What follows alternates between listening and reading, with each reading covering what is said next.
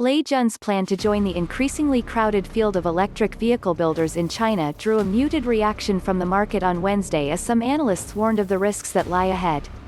Shares of Lei's smartphone maker Xiaomi finished the day with a modest gain of 0.6%, after the company said Tuesday evening that it plans to invest about $10 billion into manufacturing electric cars over the next decade.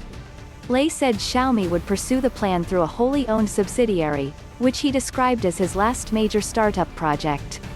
"I will personally oversee this EV business," the billionaire said.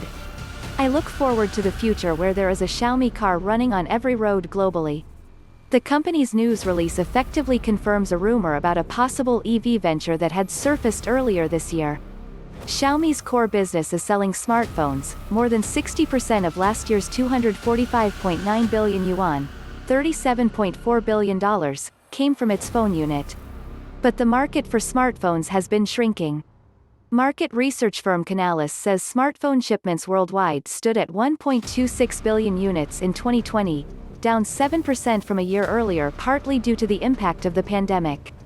Xiaomi is currently the world's fourth largest smartphone maker with a market share of 12%, Canalys data shows.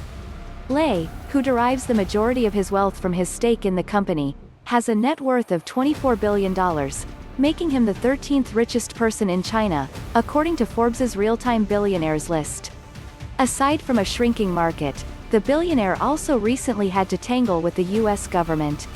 A federal judge in March ordered a temporary halt to a U.S. government ban that blocked Americans from investing in the company, which had sent Xiaomi shares plunging 10% when it was announced in January. Analysts say electric cars could present a new growth opportunity.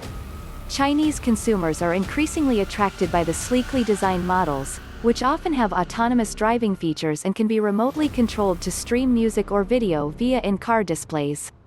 This year, China's sales of electric vehicles is expected to climb to 1.9 million units, a jump of 51% from a year earlier, according to Canalys. Internet companies may think they have an advantage because cars are getting increasingly intelligent, and are being compared to computers on four wheels, says Yale Zhang, an analyst at Shanghai-based consultancy Automotive Foresight. But making cars is a huge risk, and nobody knows whether Xiaomi's venture will be successful or not. Zhang pointed to the boom-to-bust cycle that China's EV market experienced just a couple years ago, when hundreds of startups had been seeking to gain a foothold in a growing market. But as government subsidies were phased out and funding dried up, only a handful managed to survive. Lei said on Tuesday that he made the decision to venture into EVs after careful evaluation and research that began in mid-January.